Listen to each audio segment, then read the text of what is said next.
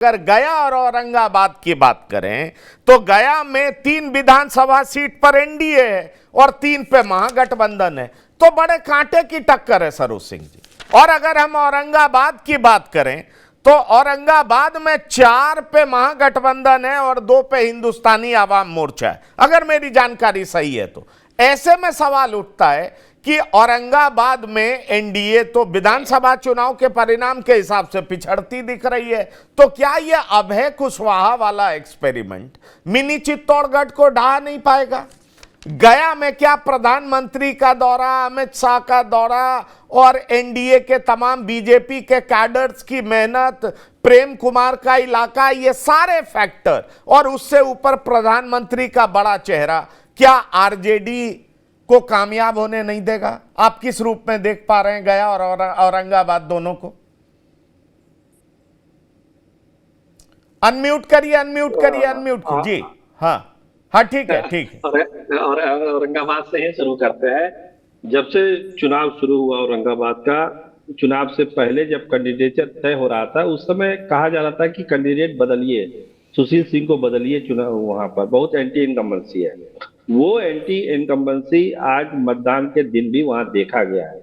Modi effect है, लेकिन Modi effect के बावजूद एंटी इनकम्बेंसी का प्रभाव औरंगाबाद के मतदान में हुआ है।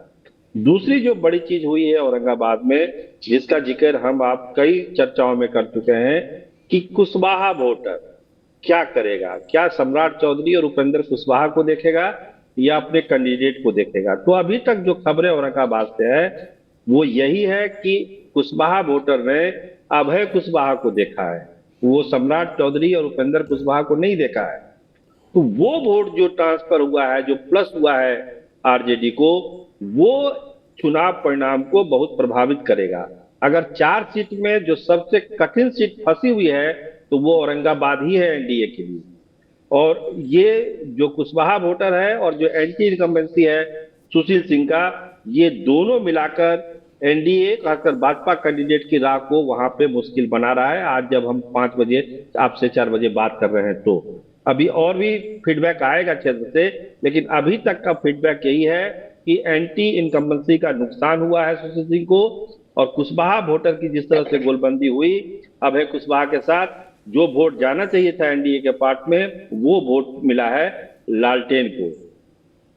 गया में आप ठीक कर रहे हैं, जो ये वाला कांड हुआ जमुई वाला, पासवान वोटरों में जितना डिवीजन होना चाहिए था वो डिवीजन जो है नहीं हुआ, और जो मिलना चाहिए था सबजीत को वोट उस रेशियो में नहीं मिला। वो खुद पासवान बिरादरी के हैं, इसके बावजूद जो ये जमुई वाली सोकोल्ड घटना हुई है, हम उसको सोकोल्ड ही बोलते हैं, सोकोल्ड घटना हुई है, वो घटना प्रभावित की है उन वोटरों को, दलित वोटरों को, और मांझी जी के पक्ष में उसका लाभ उसको मिला है। खासकर मांझी वोटर भी जो नाराज चल रहे थे जीतन राम मांझी से, उन्होंने भी मांझी के पक्ष में, जीतन राम मांझी पक्ष के वोट दिया। तो इम्पैक्ट तो पड़ा है। जो नुकसान हो रहा था जीतन राम मांझी का कल तक, उसकी नुकसान की भरपाई वहां पर इस एपिसोड से हुई है, इसमें कहीं दो मत नहीं है। लेकिन फंसी हुई सीट आपको औरंगाबाद की है। गया में ऐसा लगता है कि जो अभी तक की खबर है उसमें अपर एज जरूर जीतन राम मांझी को है, लेकिन ये नहीं कहा सकता नवादा की तरह, हालांकि आप चर्चा 2 ही सीट की कर रहे हैं, नवादा की तरह ये नहीं कह सकते कि वहां पर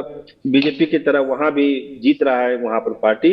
जिस तरह से नवादा के बारे में क्लियर खबर आ गई कि विवेक ठाकुर वहां से चुनाव जीत रहे हैं, कहीं कुछ अब उसमें शक शुबा नहीं है। लेकिन गया को लेकर अभी ये क्लियर कट नहीं है। हाँ, अपर एज है जीतन राम मांझी का, लेकिन क्लियर कट नहीं कहा जा सकता। औरंगाबाद की सीट हमको लगता है एनडीए के लिए फंस गई है।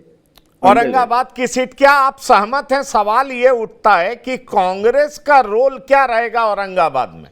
कांग्रेस से सीट छीन ली गई बिना उनके कंसेंट के, और मिनी चित्तौड़गढ़ क्या ढह जाएगा विनय कुमार जी? बड़ा सवाल ये है, क्या कांग्रेसी चाहेंगे कि श्रवण कुछ, माफ करिएगा, अभय कुशवाहा वहां से जीत जाएं?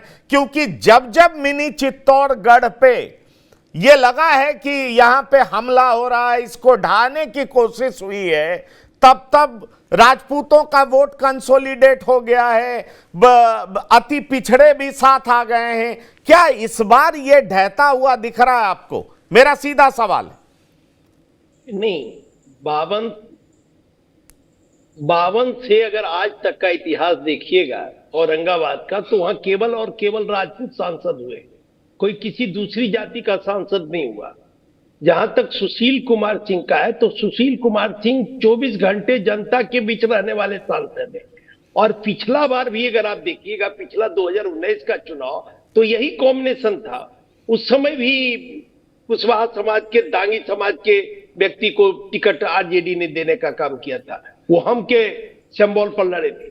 इस बार और आज भी वही कुशवाहा, आज जो पिछले बार उम्मीदवार थे वो भारतीय जनता पार्टी के साथ चले आए, और वो कुशवाहा में दांगी समाज का वोट काफी है उस इलाके में, और वो वोट आज भारतीय जनता पार्टी के साथ जुड़ रहा है।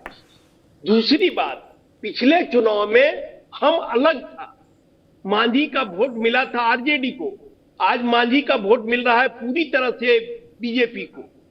तो जो वोट का गणित हम लोग दिखाई पड़ता है, वोट का जो गणित है, उस गणित में तो कोई बहुत बेहतरी नहीं लग रहा है आरजेडी का, उसमें तो कमी नजर आ रहा है, क्योंकि मांझी का वोट घट गया।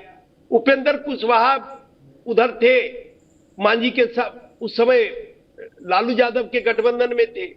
उपेंद्र कुशवाहा इधर है, कुछ थोड़ा बहुत इसलिए प्रभाव पड़ेगा उनका कि चूंकि उनका काराकाट से सीधा रिश्ता है, वो कुशवाहा को समझाने में लगे, अगर आप नहीं राजपूत को याद दीजिएगा तो वहां कल काराकाट में कोई राजपूत हमको वोट नहीं देगा, और अगर राजपूत समाज काराकाट में उपेंद्र कुशवाहा को वोट नहीं दिया तो उपेंद्र कुशवाहा की नैया पार नहीं लगेगी। दोनों अगल बगल का है। और जहां तक सुशील कुमार सिंह का सवाल है, तो सुशील कुमार सिंह ज्यादातर अपने क्षेत्र में रहने वाले सांसद हैं। आप अगर दिल्ली में भी पता करिएगा, पार्लियामेंट से खत्म होता और ये अपने क्षेत्र पहुंच जाते हैं। और अगर इनके घर पर कभी जाकर आपको देखना, हम लोग कई बार मौका मिला पत्रकारिता के दौरान, इनके घर पर 200-300 लोग बैठे रहते हैं काम कराने के लिए। तो एक्टिव सांसद है, 4 बार ये लोकसभा के सदस्य हैं, 1 बार विधानसभा के सदस्य रहे, इनके पिताजी भी एमएलए कई बार रहे, एमपी रहे, वीपी सिंह की